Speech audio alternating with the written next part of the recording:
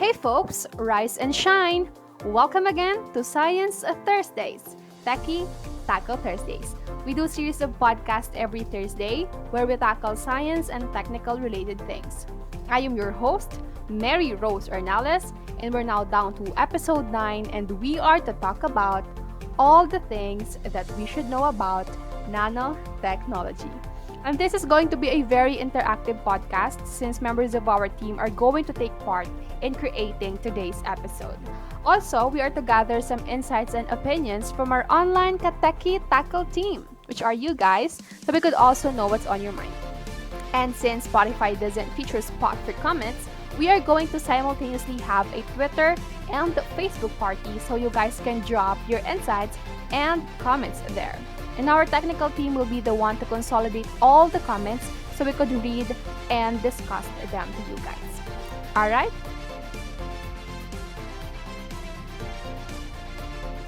Once again, meet the team behind Science Thursdays, Techie Tackle Thursdays. Later, we will have a chance to talk to some of them and hear their points and thoughts regarding our today's episode. And now say hello to our online Kateki Tackle team. I can't wait to know your thoughts, guys. Stay connected so we could have a great exchange of ideas. So without further ado, let's start! So what's the big deal about nanotechnology? Nanotechnology is the study of matter at a very small scale. How small? Nano means a billionth of a meter. To put that in perspective, an average human hair is about 80,000 nanometers wide. Nanotechnology may be small, but it encompasses a broad range of materials and is leading to some incredible scientific advances that will improve our daily lives. Now, here's the overview of our today's episode. And as you can see, we have 5 segments that later on will be further discussed. For our first segment or agenda, compare the benefits and disadvantages of nanotechnology. We actually have a long list. However, included here are the major benefits and disadvantages nanotechnology may bring to us. Let's start with the benefits. First, it promotes renewable energy, in which it enables new ways to store energy. It also makes solar panels cheaper and more efficient. Second, it extends the limit of different fields. It helps for the advancements of medical treatment, farm tech, food transportation, and the electronics industry. For the third one, it benefits all fields of science and revolutionizes a lot of procedures, products, and applications. Fourth, healthcare innovations. Translates into fewer patients requiring for physical evaluation, less time needed to make a diagnosis, less human error, and wider access to healthcare facilities. For the last one, it is so powerful that it's now being used to develop long-term cleanup functions into the environment specifically to help remove pollutants from air and water. Now let's read some comments from our online Kateki Tackle team. This one's from @Aina Matanggihan. This technology can offer both economic and environmental benefits. While from @Chuchay Marshall, this is widely used nowadays in transforming the technologies into more complex, better versions. Now from @Angela Pardilla, improvements in manufacturing and agricultural sector that allow for durable, lightweight, efficient production tools. And though nanotechnology seems so might and powerful in different fields, it still has its shadow and downsides. So now here are the disadvantages nanotechnology could bring to us. First, possible threats to security, privacy, health, and the environment. Second, the ability to alter substances at a molecular level is a powerful skill and left in the wrong hands could lead to misuse. Third, since these particles are very small, problems can actually arise from the inhalation of these minute particles, much like the problems a person gets from inhaling minute asbestos particles. Fourth, it is very expensive, and developing it can cost you a lot of money. It is also pretty difficult to manufacture, which is probably why products made with nanotechnology are more expensive. Some disadvantages of nanotechnology also include loss of manufacturing and agricultural jobs, since changes in manufacturing processes may result to job losses, economic disruption, bioaccumulation, toxicity, and unpredictability. Nanotechnology is all around us. It is everywhere, and you might be surprised to find out that this isn't new. And for our Agenda 2, we are to tackle different nanotechnology products together with our STS team, and they are to identify at least five and choose one that surprised and fascinated them the most. But since nanotechnology has wide spectrum, it would really take some time to discuss all of them to you. So we are going to show you the list of some of the examples that we have identified as nanotech products, which are the combined research works of the team. Feel free to familiarize yourself.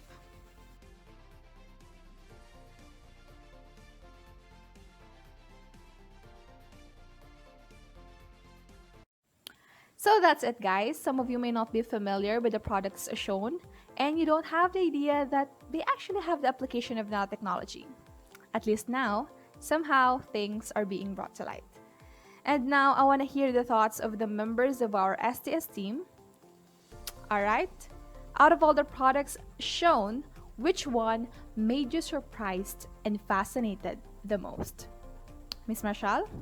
I was astonished by the invention of plasmonic nanobiosensors because it is a great help in identifying early diagnoses of tuberculosis.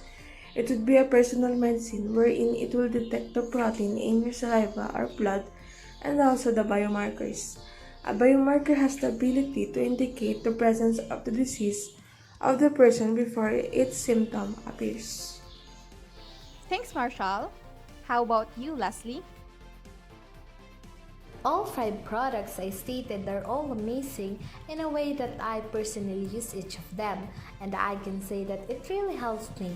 But if I have to choose what fascinated me the most, I can say that it was the fabric and textiles because I was amazed on how they incorporated nanotechnology to it.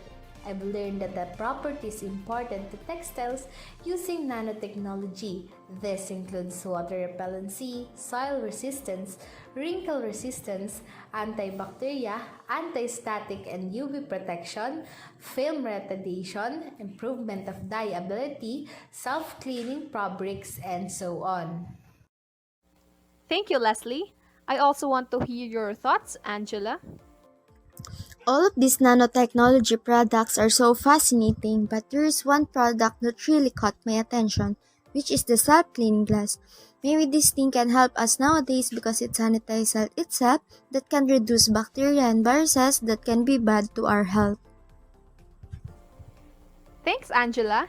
I think that self cleaning glass is quite interesting. Thank you for sharing.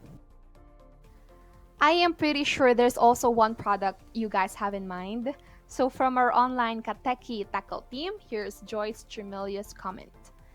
All these products of nanotechnology are fascinating because I always had this thinking that nanotechnology is limited to nanoparticles in the wind, creating different formations and all that grand, mesmerizing, innovative stuff. But no, it is also applicable and is utilized in producing and manufacturing objects that are used in daily activities. I never knew that nanotechnology helps tennis balls keep their bounce for longer and makes tennis rackets stronger. Thank you, Joyce. Now that you've shared your ideas, I have to say that it was really fascinating and surprising that nanotechnology have produced many products throughout the years.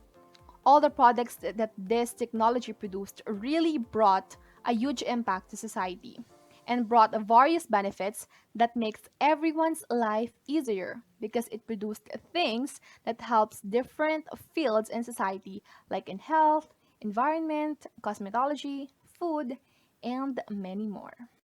Now for our agenda 3, why nanotechnology research and development application are important. Nanotechnology research and development application open doors of many new possibilities. As nanotechnology continues to evolve, People are being invested to what it can offer to improve the quality of life. Putting this into a broader perspective, why are they really important?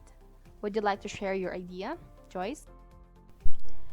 I think that nanotechnology research and development of application are equally important because undoubtedly they enhance the quality of products, hence improving the quality of life.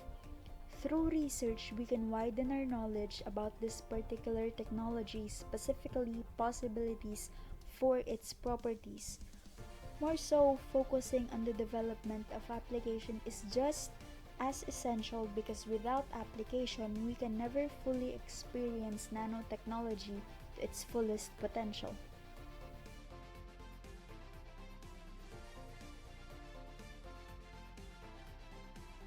Through the help of research, we can obtain facts that give ideas to the researchers to dig more facts that can be used in the development of various applications.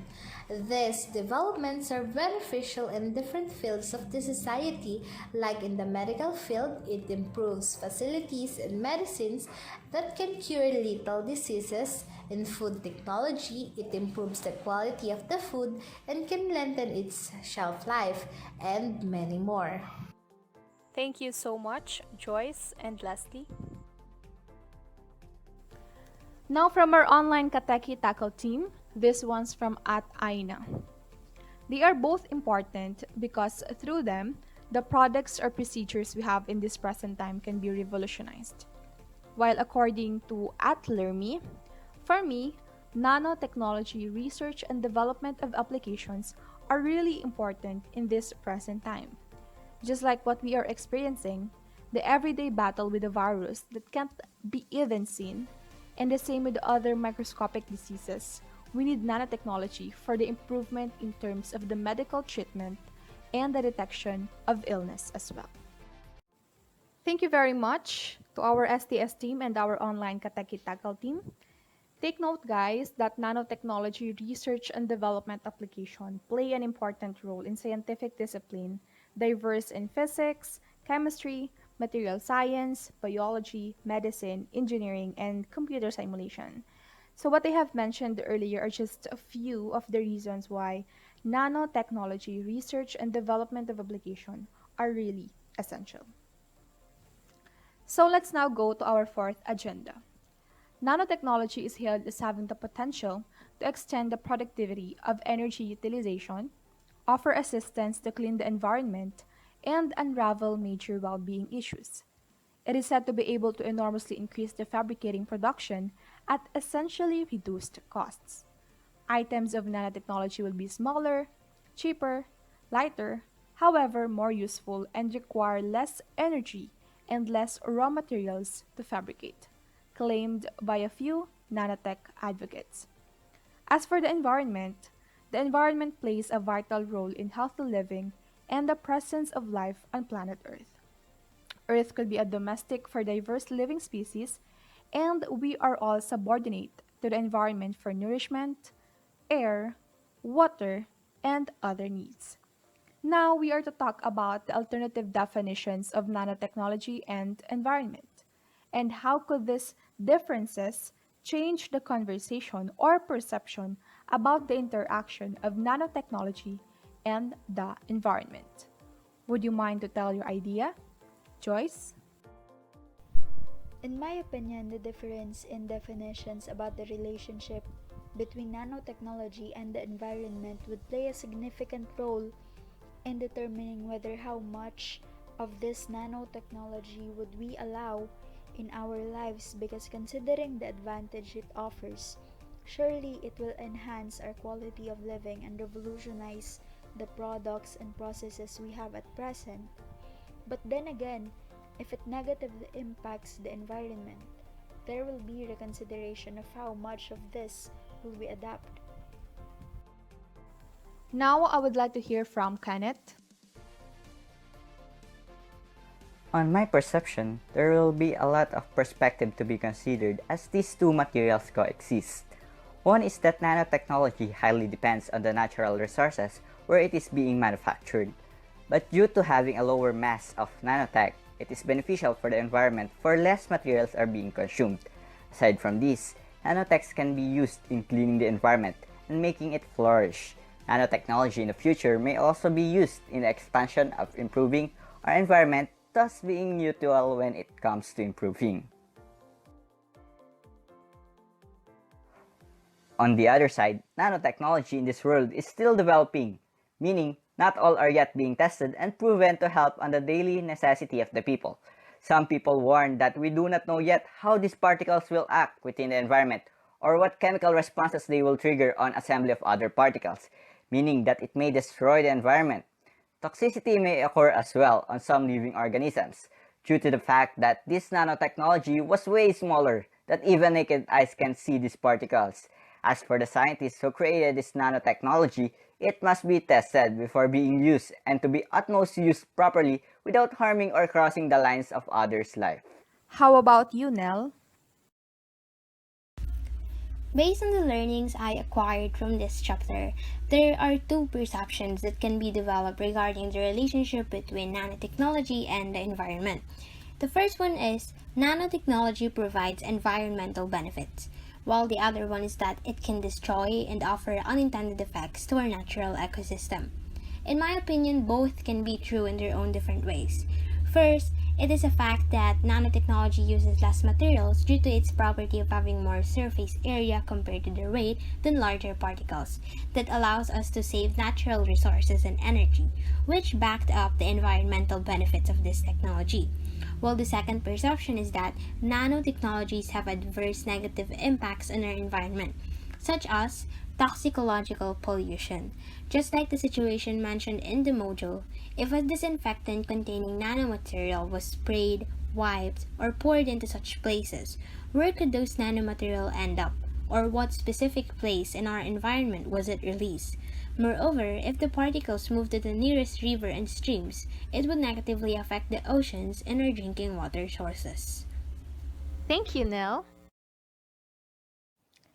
Now we're down to our last agenda. Thank you for keeping up with this, guys. I hope you're also learning upon listening to our other podcasters from the STS team.